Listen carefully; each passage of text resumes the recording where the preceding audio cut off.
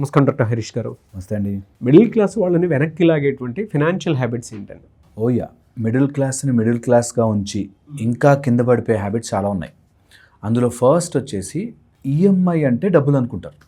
ఈఎంఐలో కొనేయచ్చు, most important. చాలా మందికి ఈఎంఐలో కొనేస్తుంటారు, అన్ని అవి కొనేసి ఈఎంఐలో కట్టేసుకుందాంలే అనుకుంటారు. అది వెనక్కి గుంజేస్తూ ఉంటుంది. ఈఎంఐ బర్డెన్ పెరుగుతూ ఉంటుంది. నీ శాలరీ ఎటుపోతుందో తెలియదు. ఈఎంఐ. క్రెడిట్ కార్డ్ని డబ్బులు అనుకుంటారు, ఎక్స్ట్రా మనీ అనుకుంటారు. అది కూడా చాలామందికి మేనేజ్ చేయడం రాదు. క్రెడిట్ కార్డు, ఆ క్రెడిట్ తీసుకోవడం, ఆ టైంని వాడుకోవడం, బిజినెస్లో యూజ్ చేయడం వేరే. చాలామంది క్రెడిట్ కార్డు డబ్బులకు వాడుకోవడానికి అన్నట్టుగా అనుకుంటారు. ఇది ఎక్స్ట్రా మనీ కాదు. Credit card is not extra money. చాలామందికి అర్థం కాదు ఈ పాయింట్. థర్డ్ అండి, నేను చాలామంది ఫ్యామిలీస్లో చూశాను, ఎమర్జెన్సీ ఫండ్ అని పెట్టుకోరు. మిడిల్ క్లాస్ వాళ్ళ మెంటాలిటీ ఎలా ఉంటుందంటే, నేను బాగానే ఉన్నాను కదా, ఈ ఎమర్జెన్సీ ఫండ్ ఎందుకు అనే ఆలోచనలో ఉంటారు. ఎంతమంది కుటుంబాలు అప్పర్ మిడిల్ క్లాస్కి వెళుతూ ఒక యాక్సిడెంట్ అయ్యి ఒకటేదో హెల్త్ ప్రాబ్లం వచ్చి మొత్తం కుప్పకూలిపోయిన వాళ్ళు తెలుసు. మిడిల్ క్లాస్ మైండ్ సెట్లో ఎలా ఉంటుందంటే, ఉన్న డబ్బులు వీటికే ఖర్చులు అయిపోతున్నాయి, నేను ఇంకా ఎక్కడ సేవ్ చేస్తాను అని చెప్పి హెల్త్ ఇన్సూరెన్స్ తీసుకోరు, టర్మ్ ఇన్సూరెన్స్ తీసుకోరు, అండ్ దేనికైనా ఎమర్జెన్సీ వస్తే దాని ఫండ్ ఏంటి అని ఆలోచించరు. వెరీ ప్రఫౌండ్ అండి. నేను చెప్తాను, కంపల్సరీగా ఒక ఎమర్జెన్సీ ఫండ్ ఎంతో కొంత. నీకు ఒకవేళ ఎమర్జెన్సీ వస్తే టక్కుమని 1 లక్ష తీసి హెల్త్ ప్రాబ్లం కోసం ఖర్చు పెట్టాలని అవసరం వస్తే పక్కన పెడుతున్నావా లేదా? దాన్ని ముట్టుకోకూడదు, అసలు చూడకూడదు. ఓకే, చాలా ఇంపార్టెంట్. ఎమర్జెన్సీ ఫండ్ పెట్టుకోరు. ఎందుకో తెలియదు, అది లోపల నుంచి ఇన్హెరెంట్గా వస్తుంది. పెట్టుకోండి ఎమర్జెన్సీ ఫండ్. నేను ఇంకొక మాట ముందుకెళ్ళి చెప్తాను. ఎవడైనా ఈ మిడిల్ క్లాస్ నుంచి దాటి బయటకు రావాలి, ఎదగాలి అనుకునేవాళ్ళు ఈ ఎమర్జెన్సీ ఫండ్తో పాటుగా చేసుకోవాల్సిందంటే ప్యాసివ్ ఇన్కమ్ జనరేట్ చేయడం రావాలి. నేను పనిచేస్తూ ఉంటే వచ్చే ఇన్కమ్తో పాటు ఒక ఆల్టర్నేట్ సోర్స్. మిడిల్ క్లాస్లో ఉండిపోవడానికన్నా మెయిన్ కారణం వాళ్ళకి ఆల్టర్నేటివ్ సోర్స్ ఆఫ్ ఇన్కమ్ ఉండదు. నాకు ఇదే వస్తుంది, ఇందులోనే చేసుకోవాలి అనే దాంట్లోనే మిడిల్ క్లాస్. ఎవ్వరు రిచ్ అయినా సరే ఒక ఇన్కమ్తో రిచ్ అవ్వరండి. They will have lot of income sources. అది ఆలోచించుకోవాలి. ఆల్టర్నేటివ్ ఇన్కమ్ సోర్సెస్ తెప్పించుకోవాలి. ఇంకా మిడిల్ క్లాస్ మైండ్ సెట్లో ఉన్న వాళ్ళు ఏంటంటే, ఫిక్స్డ్ డిపాజిటే చాలా గొప్ప సేఫెస్ట్, ఆర్ సేఫే కానీ రిటర్న్స్.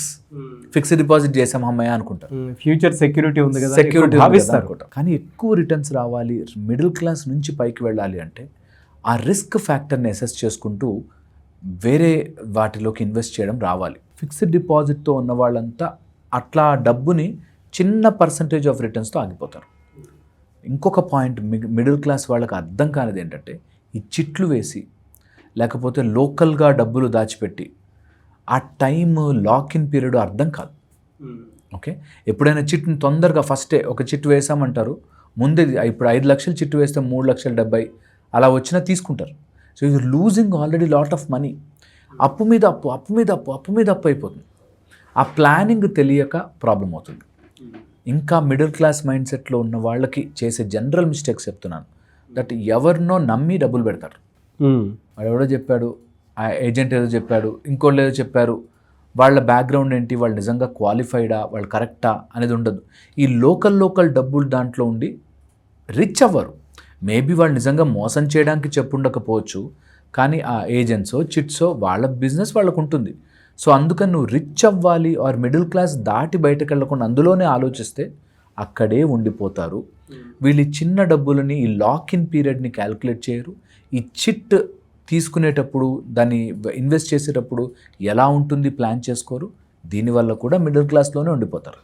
ఓకే, ఇక ఇంకొక వెరీ ఫండమెంటల్ పాయింట్ అండి, ఎప్పుడైనా డబ్బు రాగానే ముందు నేను కంపారిజన్ ట్రాప్లోనూ పడిపోతారు.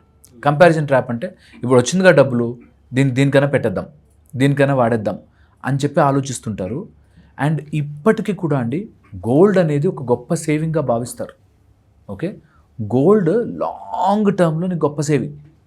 నీకు ఈరోజు కొని రేపు కొని ఎల్లుండి ఇప్పుడు ఏదో వాడేసాం సరిపోదు. చాలామందికి అర్థం కాదు. అది మిడిల్ క్లాస్ మైండ్ సెట్లో ఉన్నవాళ్ళు అంటే, ఆ కొంచెం బంగారం కొన్నా, కొంచెం బంగారం నువ్వు లాంగ్ టర్మ్కి సేవ్ చేయగలిగితేనే. లేకపోతే నీకు అక్కడే ఫ్లక్చుయేట్ అవుతుంది. ఈరోజు 14,000 అంటే రేపు 14,500, 14,300, 14,200 అక్కడే కొట్టుకుంటుంది. మళ్ళీ సడన్గా లీప్ వస్తుంది. సో అందుకని అది గుర్తుపెట్టుకోవాలి. నెక్స్ట్ అండి, మిడిల్ క్లాస్లో ఉన్నవాళ్ళు క్విక్ మనీకి ఆశపడతారు.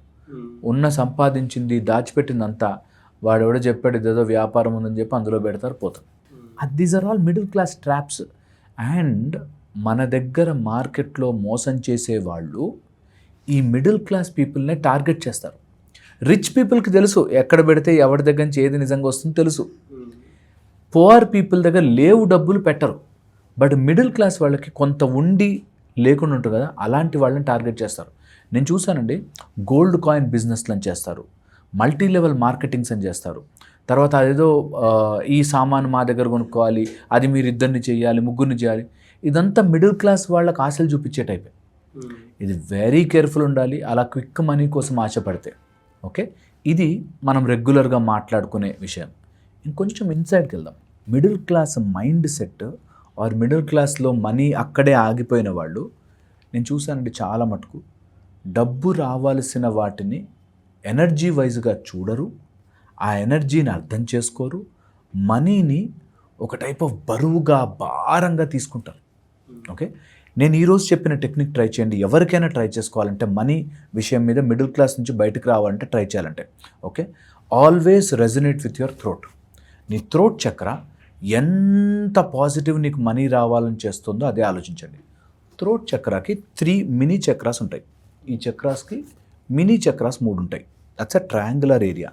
ఇక్కడ నుంచి ఈరోజు సరదాగా ట్రై చేయండి, పోయేదేం లేదుగా, ట్రై చేయండి. థ్రోట్ చక్ర దగ్గర ఆ ట్రయాంగులర్ చక్ర ఫిల్డ్ విత్ మనీ. మీరు ఈ రోజు నుంచి ఏది మాట్లాడుతున్నా, ఏది చేస్తున్నా డబ్బుకు అగెయిన్స్ట్ మాట్లాడకండి. అట్లీస్ట్ మన మాటల్లో మన డబ్బుకు అగెయిన్స్ట్గా మాట్లాడకుండా ఉండండి. And focus on your 3 mini chakras around the throat. Okay, ఇక్కడ నుంచి సౌరశక్తి, సూర్య energies can go up to Sahasrara. ఇక్కడ నుంచి ఇక్కడికి everyday do that for 41 days 50 days. మీకు కావాల్సిన అమౌంట్, రావాల్సిన అమౌంట్, మీకు మంత్లీ రీచ్ అవ్వాల్సిన టార్గెట్ అందుబాటులో పెట్టుకోండి. మరీ ఒకే రోజు ₹1,00,00,000 రావాలంటే అవ్వదు. సో మీరు 1 lakh సంపాదిస్తున్న వాళ్ళైతే 1,50,000 ఆర్ మీరు 2 lakhs సంపాదిస్తుంటే అలాగా కొంచెం అందుబాటులో పెట్టుకుని మీరు daily do a Sadhana of 41 days 60 days అలా చేయండి. మీరు రావాల్సిన టార్గెట్ మీరు రీచ్ అవుతారు. మైండ్లో complete focus on the amount you want and focus is only on this అనే వైబ్రేషన్తో ఇక్కడ ఈ థ్రోట్, ఆ థ్రోట్ చుట్టూ ఉండే ట్రయాంగులర్లో 3 మినీ చక్రాస్ దాన్ని వైబ్రేట్ చేయడం స్టార్ట్ చేయండి. మిడిల్ క్లాస్ వాళ్ళు నెక్స్ట్ లెవెల్కి వెళ్ళడానికి యూ విల్ గెట్ ఆపర్చునిటీస్. ఆ ఆపర్చునిటీస్ దొరికినప్పుడు డోర్లు వేసేయద్దు, వెతకండి, వెళ్ళండి, ముందుకు వెళ్ళండి, ఖచ్చితంగా రీచ్ అవుతారు. హోప్ ఇది యూజ్ అవ్వాలంటే definitely this will use sir, no doubt. Class ఎప్పుడంటే అవకాశం ఉంటుందండి? ఈ క్లాస్ మన August 1st నుంచి స్టార్ట్ అవుతుంది అండ్ August 5th దాకా ఉంటుంది. 5 days, మార్నింగ్ 6 to 7 ఉంటుంది, ఆన్లైన్ ఉంటుంది. సో కింద కనిపిస్తున్న నెంబర్కి రిజిస్టర్ అయితే వాళ్ళు డీటెయిల్స్ అన్నీ చెప్తారు. You can get registered. Thank you so much doctor Harish. Thank you అండి.